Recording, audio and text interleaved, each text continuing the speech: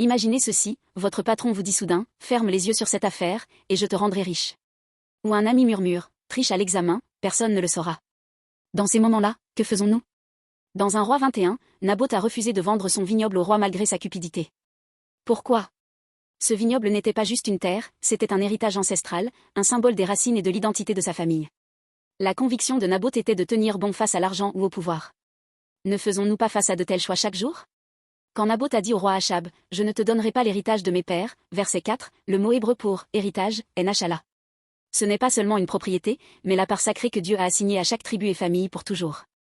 En Israël, la terre n'était pas une marchandise, le système du jubilé, Lévitique 25, 23, garantissait qu'elle retourne à ses propriétaires initiaux. Pour Naboth, ce vignoble symbolisait la souveraineté de Dieu et sa foi. Il a tenu bon face au pouvoir d'Achab. Nachala n'est pas un simple entêtement, c'est la valeur fondamentale de nos vies. Quand les gains matériels nous tentent, tenir à cet héritage nous conduit à la véritable liberté. Le choix de Naboth nous interroge, qui est le maître de ma vie? Pas la cupidité humaine, mais la parole de Dieu. Naboth a perdu la vie en défendant son héritage, mais Jésus a tout donné sur la croix pour nous offrir le véritable héritage, pas une terre matérielle, mais la promesse éternelle du royaume de Dieu, Hébreux 9h15. Nos péchés et notre cupidité ont conduit Jésus à la croix, mais sa résurrection nous invite au pardon et à la liberté.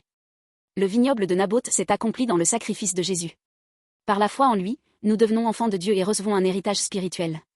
Cet évangile nous transforme, nous rendant inébranlables face aux tentations du monde. Amis, vivre avec conviction en Jésus-Christ n'est jamais une perte, mais une abondance.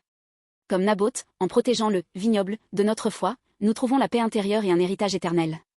Vivons avec cette conviction dès aujourd'hui. Que la grâce de Dieu soit avec vous tous.